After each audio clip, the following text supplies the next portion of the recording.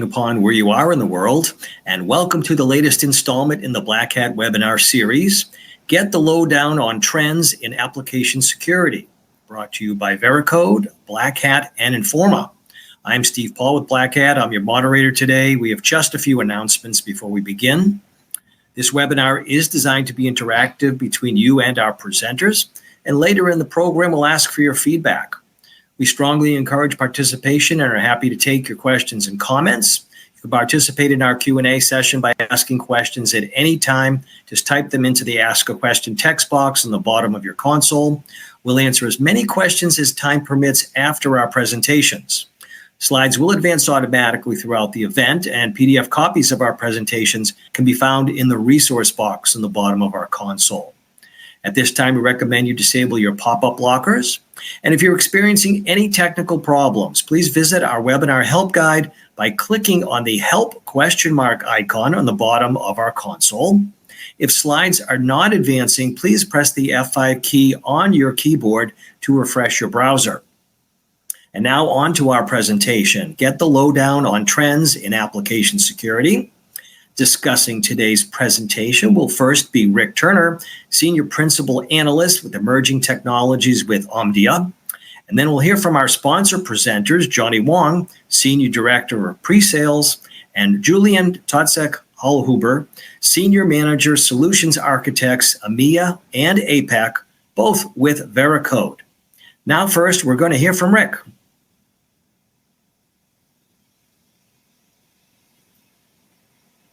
Well, thank you, Steve. Good to be with everybody. Thanks very much for your time today. I hope you can all, and with a bit of luck, you can see me. So here we go. Let's begin with a poll question, if you wouldn't mind.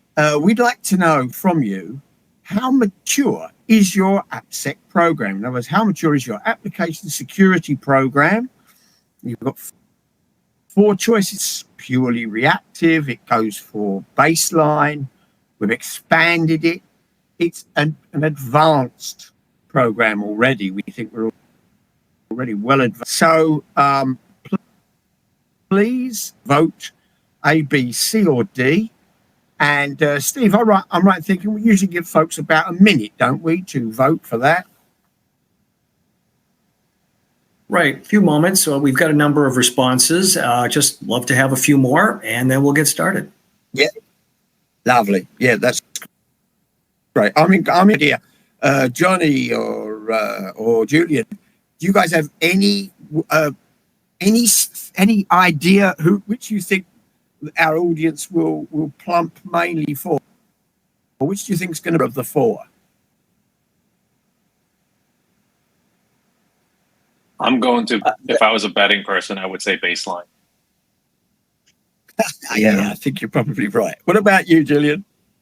Yeah, I would believe it's between A and C. Most probably it's baseline, but the advanced is pretty rare in that case.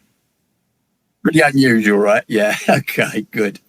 Well, that's it. That's you've got our bets. I'm baseline.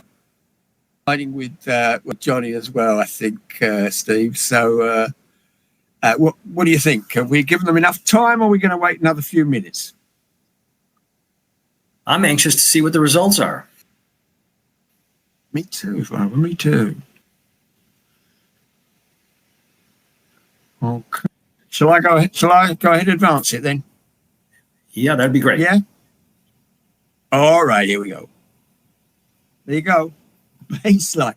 Hey, we won by some considerable margin on that, guys. But not too many people think they're reactive. Hell of a lot of folks still think that they're on the baseline side of the coin. A few expanded and like 0.0 of advanced. So that's good. That's good. A good sort of setting for this conversation. And here we go, diving on in. Interesting that so many people are at that baseline stage still. And the reason I say that is because, look, here's some of my agenda. I'm going to talk about AppSec being a timeless classic. By the way, I'm not going to talk about application security anyway. I'll just talk about AppSec as it's known to its friends, because it's just too short a time for us to carry on saying application security in full. I'll be talking about the fact that it's been around for a long time. It's a timeless classic. I think that was a term that I borrowed from one of the guys at Veracode, in fact. Then I'm going to talk a little about what I'll call the two domains, if you like, of AppSec, pipeline versus runtime, as we call them at Omdia. And of course, pipeline is very much the side where of the industry where Veracode is focused. So we'll talk a bit more about and with what again another abbreviation, AST, application security testing. Then we'll move to some of the newer tools that have come in as AppSec has grown more complex and also more important, I might add. And then finally, let's bring on the platform. Because there is this move, not only in application security and AppSec, broadly in security, towards offering a whole platform usually from a single vendor that can do a whole bunch of things and on.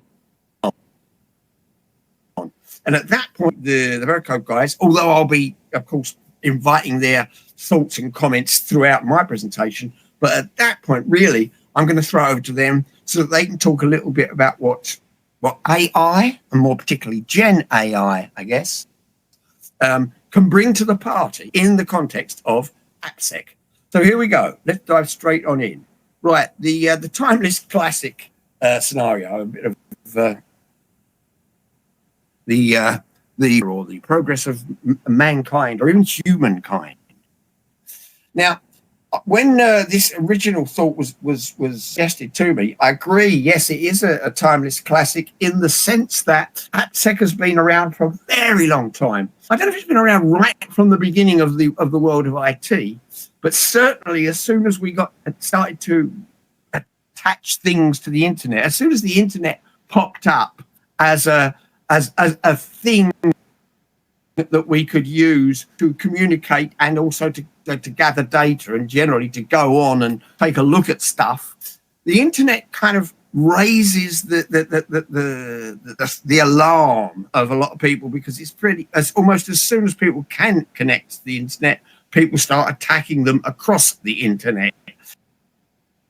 So security really comes to the fore as soon as the internet really explodes. I mean, I can remember writing applications for mainframe computer times when the internet didn't exist. I don't even remember my bosses talking about security. I mean, that's how long ago it was, because everything was closed networks. There was very little chance anybody was going to get in. And there was certainly, I mean, the word hack hadn't come along even in those days. This is how far back I go, but it's also how times have changed. And the reason it's got more important, of course, is because dear old Apple told us that there's an app for that. There's now an app for everything, just about everything. In fact, there's now multiple apps for every single requirement, as we know. And the whole process of digital transformation, another buzzword, I'm sorry, but it is, the moment that we've become increasingly, as the world on the digital channel, so the application has risen even more in the crosshairs of the bad guy. You can attack the application. You can get access to all kinds of data, all kinds of systems, and so on. So it really is literally the case that AppSec now is more important than ever. And just to show that, just for the sake of completion, there's another version of that slide, but with a female cast, to show that it was really talking about the evolution of humankind and not just mankind. But now we move swiftly on. Okay, I want to talk about these two dimensions, two domains, I think I called them earlier, of application security.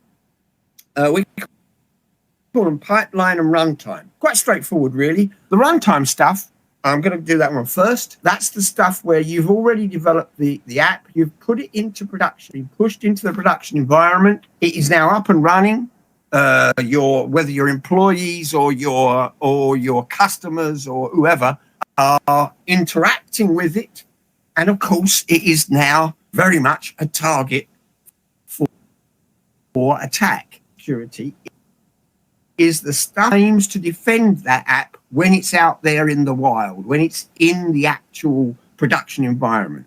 And the kinds of technology we would be talking about in the runtime world are, DDoS protection, because I mean, DDoS is now every 10 seconds, some apps are being attacked to try to overwhelm them. But also web application firewall, because obviously there's lots of stuff coming at applications, things that applications themselves are accessing that needs to be gauged for its safety. So web application firewall is very much another element of that. API security. I mean, if you're getting API requests in the app, really you need to gauge whether or not they are legit, or whether perhaps someone is actually trying to overwhelm you with just a sheer flood of those requests, whether they are legit or whether they themselves are bogus. And if they're bogus, well, you can block them altogether. Or if it's an API that, say, is just trying to scrape information for, I don't know, a hotel price website, and you've got your own hotel, and you don't want all that data out there right now because your premium customers are accessing. Well, then in that case, you can throttle that API so that it gets a slower service compared to the actual customers who are booking directly on your website. And then finally, we've got the bots, because bots are a reality now in this world. Protection against bad bots, letting the good bots in, and keeping an eye on what they call the grey bots, who on occasion may be desirable, on others will not be. So that's the runtime stuff, and that's the end of that particular chapter, because really we're going to be talking here about pipeline. What do we mean by that? The development pipeline of security is from the moment that you plan what the code is going to do through the moment that you're writing it or building it with third-party components, which, of course, as we know, can be anywhere between 70 and 90% of the final code of an application. In other words, there's a lot more, rather than actually, the image these days of a developer, of a coder, is much more somebody who's building something with Lego bricks and less a scribe sitting there writing every line, because really there's more and more third-party code, particularly open source code, being incorporated into applications, final applications, for the simple reason it's fast, it's cheap, it's easier, and if you're under pressure, you've got to push more stuff out more quickly. It's much easier to grab existing componentry and shove it in there. But in any case, you need, through the life of that, through that development life cycle, through the pipeline, you're going to need to check that, number one, the coder has not themselves actually written some first-party code that is vulnerable, but also that they haven't incorporated third-party elements. And that's the kind of thing that pipeline security is really the kind of thing that Verico is going to be talking about more and more as we go through this presentation. So bearing in mind that we're talking now mainly about pipeline, we're not going to be focusing on runtime. Let's talk a bit about that. Well, look, pipeline, just a little bit of history, not too much. But pipeline, when it really started, I'm talking about, around about the turn of the millennium, approximately. We start to see this terminology popping up. Application security testing, AST. And of course, it was not sufficient to have just one three-letter acronym. We had to start, or three-letter abbreviation. We had to actually put more letters in front of it because there were different flavors of it. Static AST, or SAST, I think I'm right saying it was pretty much the first and foremost. Fairly soon afterwards, people started talking about dynamic application security testing. I can have the guys explain that in some detail if anybody wants to know about it, if they don't already know what it's all about. Interactive is an evolution beyond that even. IAST is the way most people refer to that. Now, I see, because I spent half my life talking to people in this field, I see people referring to both mobile AST, MAST or MAST, if you're a Brit, and feedback-based AST or FAST. Now, I don't know whether you guys use this so much. Johnny, let me ask you, since I see you on my screen here already. What's your take on this? Do you guys buy into the mast and fast terminology as well, or do you stick with the first three when it comes to AST? So I definitely stick with the first two, SAST and DAST. I would probably put IAST even more somewhere in between pipeline and production, because that relies on an application being in a runtime state, and it absolutely requires good QA or more complete QA test planning to kind of get the coverage you need. And so that's much later in the pipeline, right? Whereas with static and to a certain extent dynamic, it's a shift left as early as possible. That's what we look at. And then from a MAST and a FAST perspective, MAST, I would consider that part of static as well. You're still writing code for the mobile applications, so I would put it in there. But if you want to put it in a separate category because they're different apps, certainly free to do so. And then feedback based, it's just a subset of DAST with some fuzzing, input and things like that. I will say one thing. Yes. I will say one thing about our SaaS DAST solution, as well as SCA. I would actually consider that part of the pipeline as well. What we do from a feedback-based testing is we actually take the results from the automation, SaaS DAST, SCA, and when we actually go do penetration testing for our customers, we take into account all the automated results so that we don't duplicate efforts or use the efforts for low-hanging fruit, and we actually go after more high-valued, test cases. Gotcha. Thank you. Great stuff.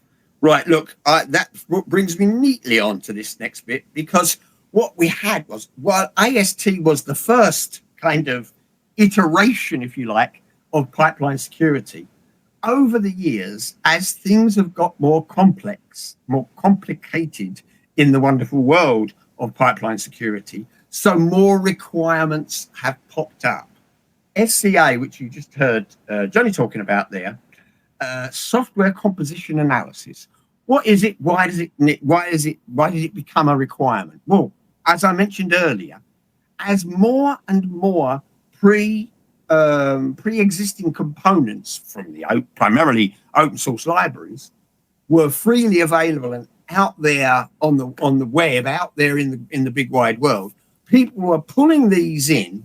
Certainly by at least 15 years ago, I would argue, circa 2010. I mean, it happened even before that. But by the early part of the last decade, people could see there were so many of these things that if that component that people were incorporating was dodgy, was vulnerable, was weak, and somebody found out that you'd incorporated it, it was a perfect way. It's like, if someone found out that that one of the windows you'd fitted had a crack in the pane. If someone knew that you were using that vulnerable, or even if they didn't know, they could do drive-by attempts to get in. And if they happened to find that it was there, wham, in they went. So it became very important.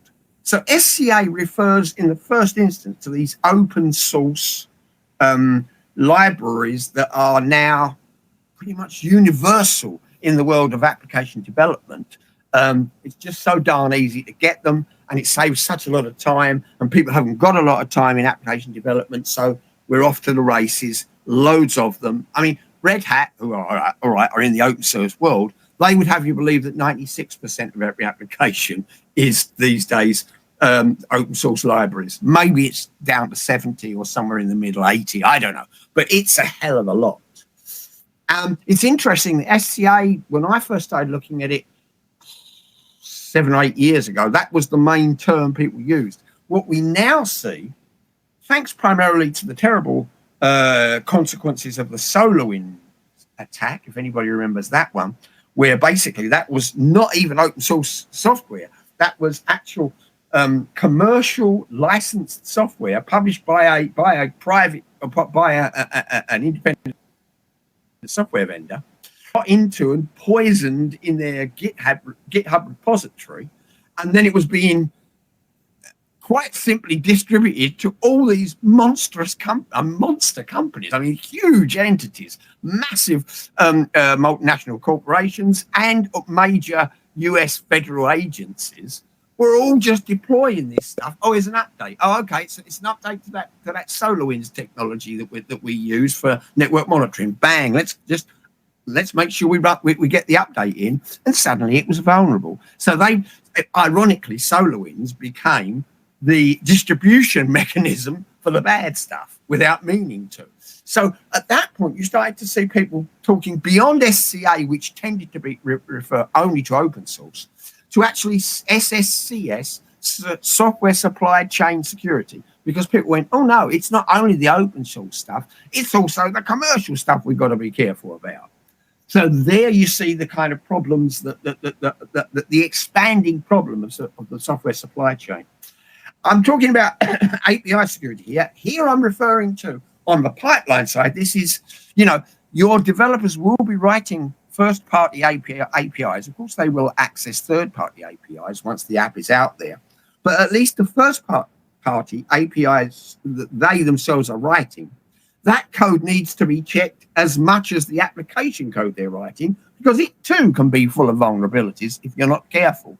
So that's another dimension, if you like, of looking at the APIs as they're running through the development process. And of course, now, as more and more code is destined for the cloud, is cloud native, if you will.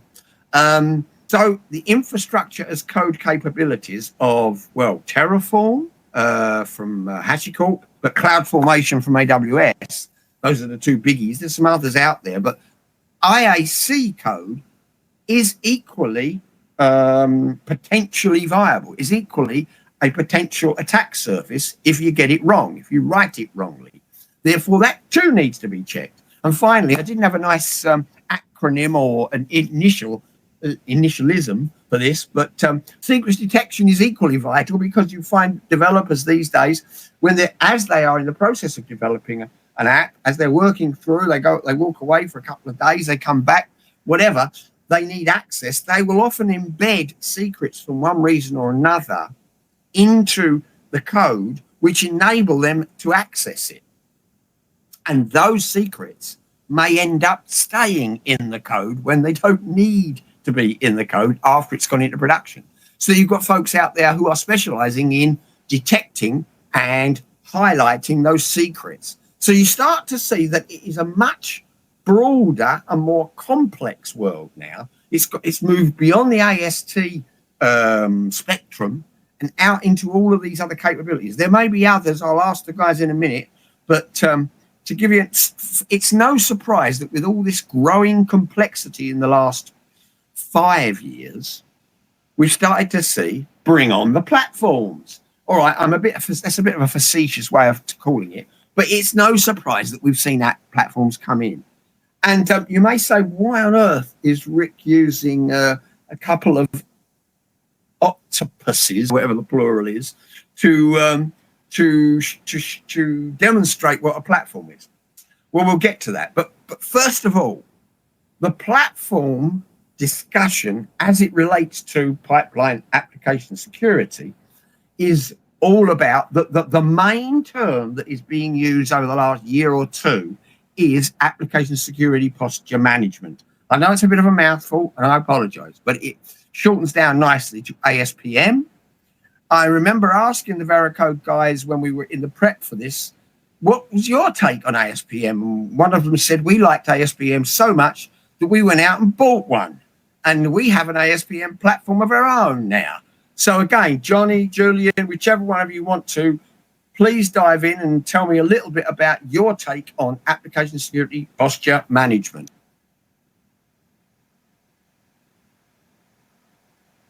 Yeah, I mean, that's the new thing, right? As you said, bring on the platforms, and everybody is talking about that, because in many cases it's pretty tough to consolidate all these results, right? You may have dedicated solutions for SaaS, for DAS, for SCA, and so on, and you would need to go into all of these different solutions and find out what happened here, what happened here, what happened here, and you want to consolidate. But it's not only about the application security testing. You can also in ASPM solutions do a lot more and include other type of solutions, like look into your complete AWS environment and how is that configured, and is my S3 bucket secure or something like that, or include other type of solutions as well and consolidate those results.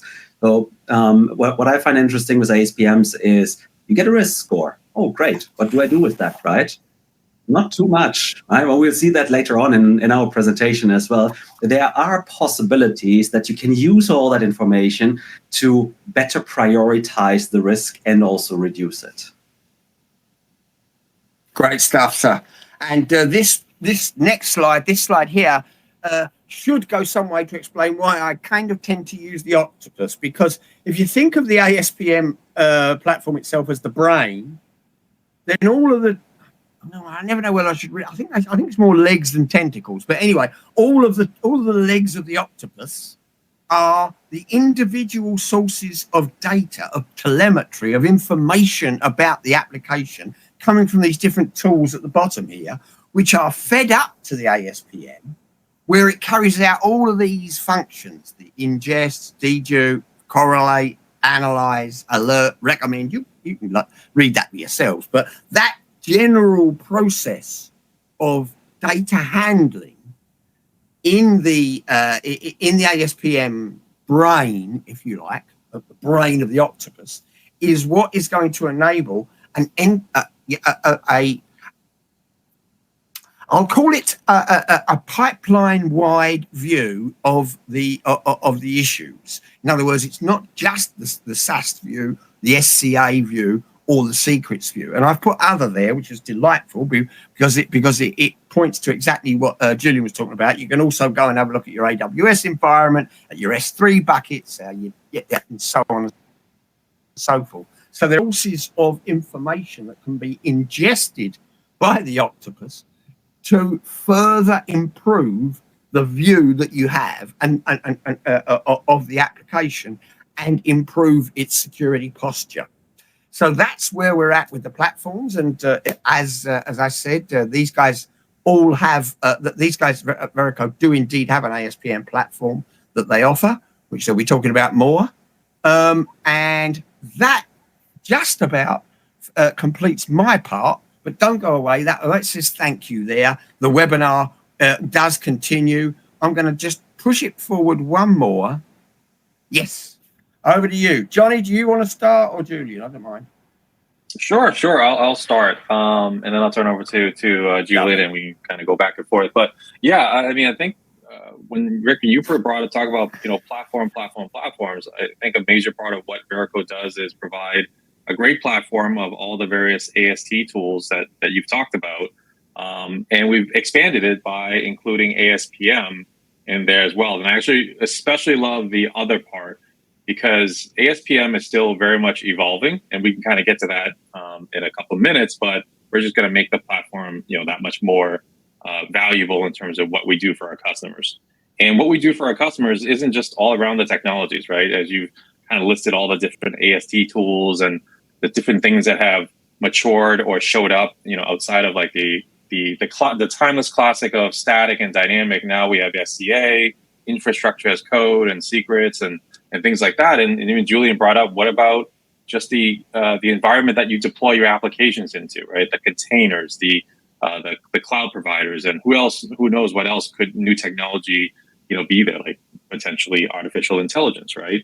And the way we look at it, the way we protect our customers is we look at use cases, like what do we do for our customers, and then the technology will follow. And in our cases, we look at securing your SDLC.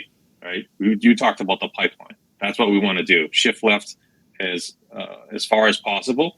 And for me, that actually begins with education, right? Providing secure code training, because I used to be a developer. You talked about you developing as well. I never took a security course.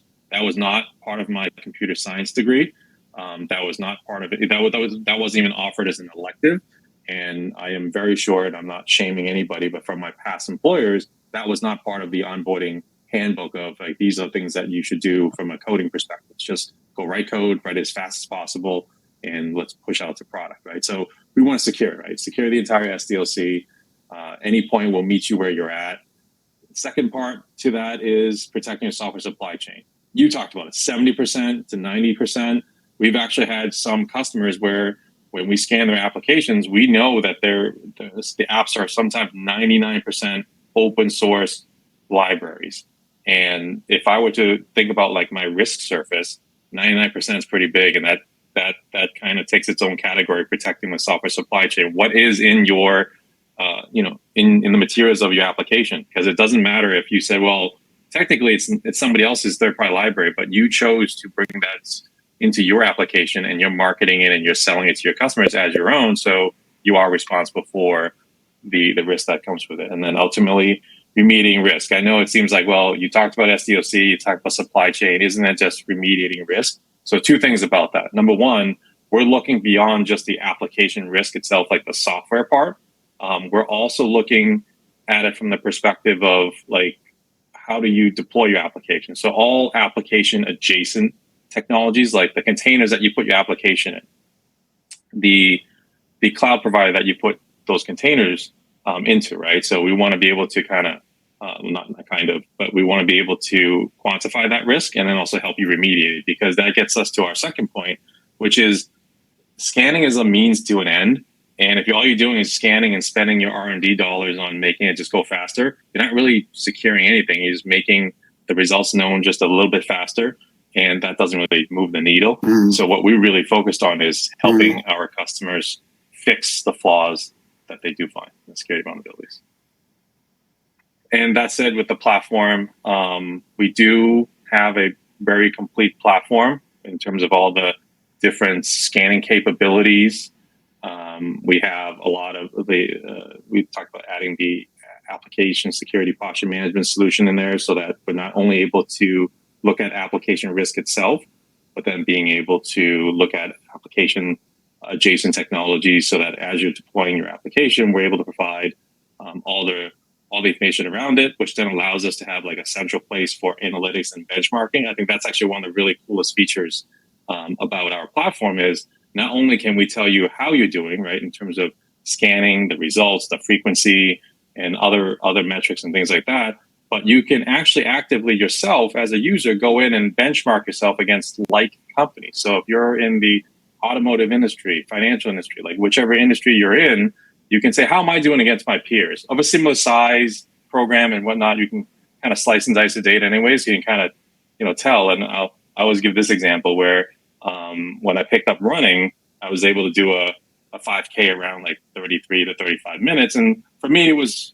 a pretty good result, given that I never really run. But then if I benchmark myself against maybe people of my same age,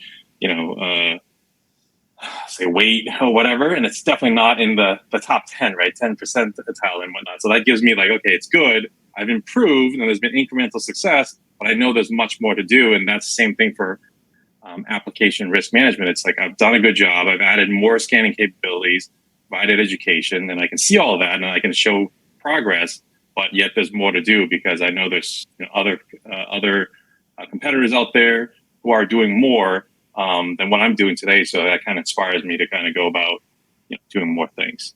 I think from that perspective, I'm going to expand the slides here. I'm going to turn it over to Julian. I think loves talking about how we can actually meet developers in the SDLC. Yeah, thanks, Johnny. And we have heard the term shift left already before from Rick. And in this slide, left is at the bottom and right is at the top, simply because it's much easier to display it in this way. So the shift left term is we want developers to see all the results as early as possible, right?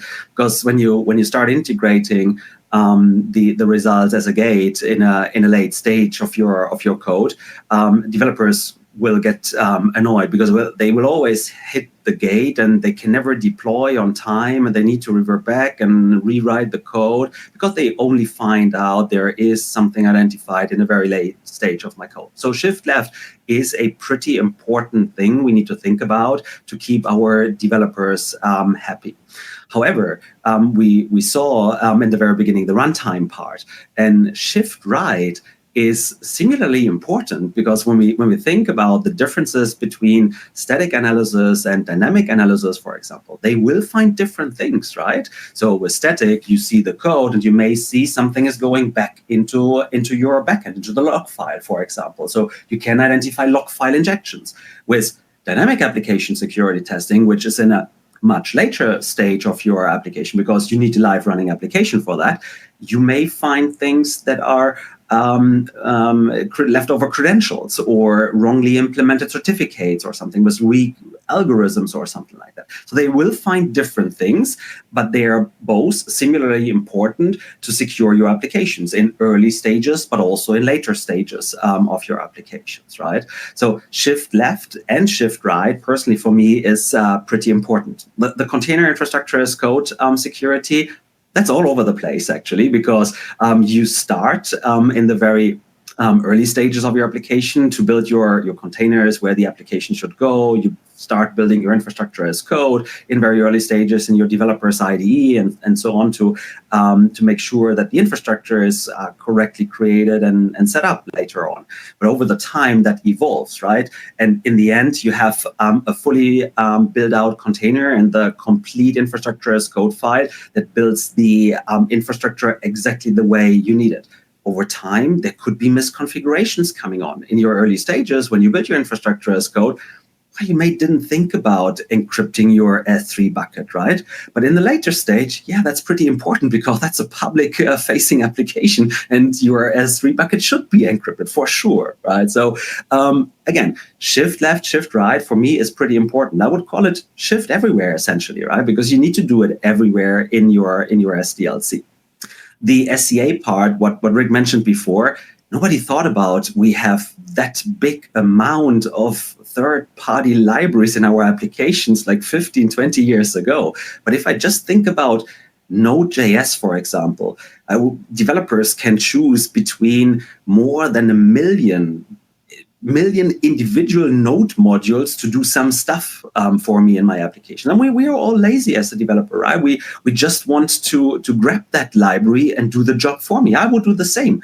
And actually, my 17-year-old in the next room there could just build a node module and publish that. And everybody can use it, right? Great, it's doing its job. Does he think about security? Most probably not, right? So that is another pretty important thing to tell developers in the earliest stage. Is there a security defect, a known vulnerability in my third-party libraries, so I can act right away before my application is really going online, or I cannot change that library anymore in the future because it's so embedded in my application that I just cannot change it anymore, right? So it's pretty important to do all that stuff early and late to see the defects and known vulnerabilities all over the place in all my stages of my applications.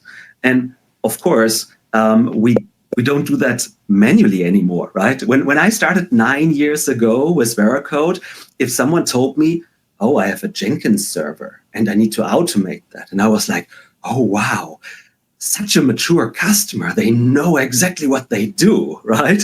Amazing. Well, today, everything is about automation, right? If you don't automate your AppSec program anymore, it will just fail. Nobody is doing that manually anymore. Developers need to see that and need to stay where they work day in and day out. And that's why we integrate into IDEs, into repositories, build servers, CI/CD systems, defect tracking, some web application firewalls, and all that stuff. Well, that should all come for free, right? Because you need to automate that. Automation is key to success in application security testing. If there is not, if there is no plugin available, you may just use a CLI. You may just use an API call or something, right? But you should integrate, you should automate, because automation is really key to success in application security testing. All right. Everybody has an AI slide, right? Also, Veracode has an AI slide. Great, perfect. And Johnny talked about that a bit earlier. Veracode is not just about finding security vulnerabilities and flaws. Veracode is mainly about helping you fix that stuff. And that's the important part. Really, what you want to achieve as an organization is fix security defects and get a secure application out there. Doesn't matter if you just deploy it somewhere and you run it or you sell it to your customers, right? Your main goal is to get a secure application out there. So how could you achieve that? I mean, you can train your developers, of course. Can add services on top of that and help developers understand stuff. But today, everybody is talking about AI. And based on the static findings, for example, with the Veracode Fix solution, we would be able to provide fix suggestions and help developers just click a button and fix much faster to get the application secure. That's available for a few languages, of course, and you see a few things here on that slide already, because you most probably question yourself, oh, AI, is that really working? And what is this about? Is that just like ChatGPT running in the background, or do these guys use Copilot, or what is that really, right? You already see proprietary data and supervised learning here.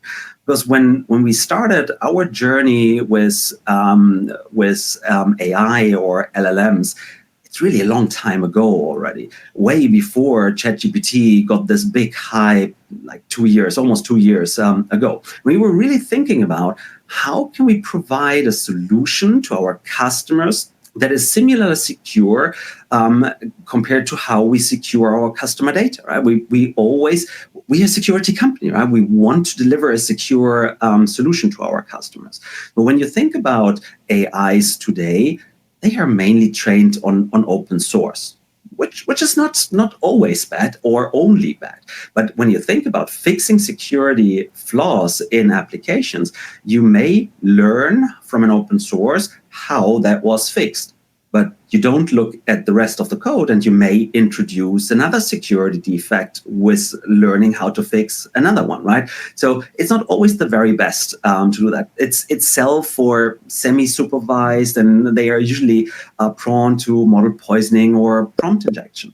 And also think about the legal aspect here. If you learn from open source that is maybe today under MIT license, well, all good, perfectly fine. You can just use it and reuse the code and all is good. Tomorrow, that is under GPL. And now you get a big problem, right? Because you cannot just use that code anymore in the future. Now try to find out, where did that code go? Where do I use that? Where do I need to change all that stuff? It's almost impossible, right? So there's a pretty big legal concern here as well. And when you use AIs today, you may ask yourself, do they learn my code? Because they first need to understand your code before they start fixing it, right? And well, if they learn your code may end up somewhere else as well. So your intellectual property ends up somewhere else. So that's a bit problematic in standard AIs. I mean, many other vendors that provide AI solutions, they already understood that. They may implemented some guidelines or guardrails how to deal with that. But most of them you need to ask these questions because they didn't, right? So again, when we started with Veracode to look into how we use LLMs and AIs, we really thought about how do we make that secure. It is only trained. It only runs on our site, first of all, right? It's not a public ChatGPT or something that we use in the background. It only runs on our site, and we only train it on our site. So we write bad code, we write good code, and that is what essentially is going into the AI solution. And we don't learn customer code, for example. We learn how to rewrite code, yes, of course, but we don't learn the customer's code. So the AI will just come back with fixed suggestions.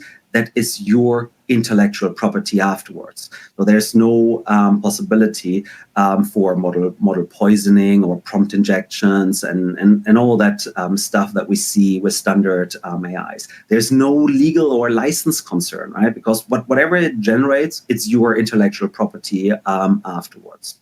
Well, that's why we call that responsible by design, and all the rest problematic by design. Yeah, of course, that's a bit marketing, right? But you get the point, I believe. So that's how we decided to build an AI solution to really make it secure for our customers. And with that, I think it's going over back to you, Johnny, for a bit more on the ASPM side. Thank you, Julian. Yeah, I'm super excited to talk about the Veracode Risk Manager, our acquisition of a ASPM solution. And I always hate to kind of categorize Veracode Risk Manager as an ASPM solution because it started out more than just an ASPM solution. But because it's almost a brand new category by itself, we really can't just say we're in a completely different category and we're going to not just disrupt the market but create a new one. But for the sake of categorization, it is ASPM, right? But I would almost say it's ASPM plus because from this start, we are not just taking application security data and bringing it through this one central platform so we can go and correlate multiple solutions into one place. So instead of having multiple spreadsheets or multiple reports put into spreadsheets across multiple application security testing solutions, you can have it in one central place, right? So the bare minimum is just looking at data from various testing solutions in one single place. But then beyond that, we're also bringing in cloud service provider information. So if you have Google Cloud, Azure, Amazon, doesn't matter, all three of them, and most of our customers are multi-cloud architectures, bring them all in so you understand whether it's S3 buckets or any other type of asset from those cloud providers, certainly bring them in. If you already have a layer of cloud security solutions, like a CNAPP solution, whether it's the Orcas or the Prismas or the Wizzes of the world, bring that information in. It just provides a lot more detail. And what we do is when we bring all that data in, it's not just like a replacement for spreadsheets. It's like, great, you have all these different things in a central place. It's really about providing more intelligence to it, right? So one of the things we do, in addition to taking the data in, deduping it, but also providing a lot more contextualization to it so that it provides a different measure, right? Instead of just the severity level and the impact, we also add something we call urgency. So because when we're talking about bringing all those different solution and the data in there, it's very overwhelming, right? There's a high severity from the DAS solution. There's a high severity from the static solution, SCA solution. There is some misconfigured infrastructure as code template. There's some S3 bucket that Julian talked about that's it's publicly accessible. Which one do I go work on first, right? So with the contextualization provides more information around that particular asset, that particular finding. So just as an example, that particular S3 bucket, it's publicly facing. It's part of one of our most important applications for the business. That shoots up in priority versus a severe finding within a internal DAS application result, right?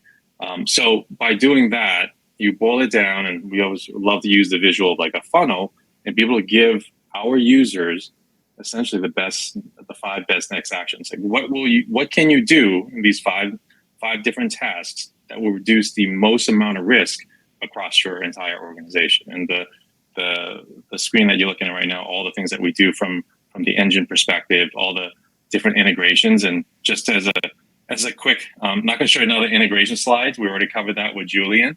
Basically, if there's integration, the answer is yes, because in addition to all the integrations that we have on the screen today, we also have a universal connector. So if you're tying into some solution, whether it's AST, whether it's cloud, we can tie into it, we can integrate with it, we can pull the data in, and then be able to kind of provide more intelligence on top of it to give you the five best next actions for the organization.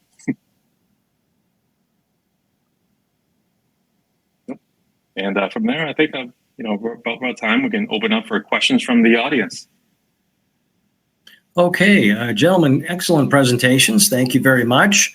Now we're going to go to our Q&A portion of our event. And as a reminder, to participate in the Q&A, just type your question into the Ask a Question text area down below and click the Submit button. and we'll answer as many as we have time for. We've got a few minutes. We already have a number of questions already, so thank you very much. Also want to remind everybody, please fill out the feedback form, that survey that is open on your desktop. And thanks in advance for filling out this form. Your participation in our survey will allow us to improve on future events. All right, let's get started here and ask our first question. We've got a question here from Mohammed. What are your thoughts on IAST? Do you see ISAT going to replace DAST technology? Who'd like to tackle that? I can take that. IAST is an interesting solution, but it's a lot more complex compared to dynamic application security testing. For IAST, you always need to train it, and that's the tough part. And you need to have very complete unit tests available to train the solution to really identify what it's supposed to find and report on. So when you think about the differences between IAST and DAST, so they may work together because DAST is some sort of security testing, unit testing of your application, right? But in order to test it correctly, if you don't want to train all your developers and force all your developers to write very, very complete unit tests and security tests for your IAST solution, it will never do what it is supposed to do, right? You could run a dust scan and use your IAST solution in the background to train it. So I don't think that IAST will ever replace dust technology. It's maybe an addition, but also not as often used as dust in the market. Can I just pitch in on that one, Steve? Sure. If I may, I basically, number one, I wanted to thoroughly agree with what Julian has said. What I'm observing in the market is that even on the vendor side, forget the customers for a minute, just even the vendors, you don't find that the vendors that have all three of the most common ASTs are not retiring their DAST. They recognize that the DAST has a function, and the IAST is great for those customers that are prepared to go through that extra effort, but that no, it's not going. DAST is not going away in favour of IAST. I think all three of them continue to coexist and have their role. And I would just add to that Julian and I not only agree on that one, but you may have noticed we also share our taste in interior design because we're both sitting in the same room here. So as you can see, he and I agree on that as well. Thank you, Steve. Yeah. Fantastic, great. Rick, let's ask for you. What do you consider the pros and cons of a platform compared to those of individual point products? Right. Okay. Forgetting for a moment the specifics of AppSec platforms, security platforms generally, the pros are obviously that it's one single vendor who is selling it to you. I'm going to use Palo Alto, not because I dislike or like them, but because they are the classic security platform vendor. They can sell it all to you. You've got, as that wonderful expression, one throat to choke if it goes wrong. In other words, it's much simpler. The procurement process, even the supplier relationship is all with them. That's really good and straightforward. Makes a lot of sense. Of course, you're also putting all your eggs in one basket, and therefore making yourself far more reliant on that single vendor. You may prefer called best of breed tools, which might have been developed by different specialist companies who only focus on that particular type of security and therefore go much deeper into it.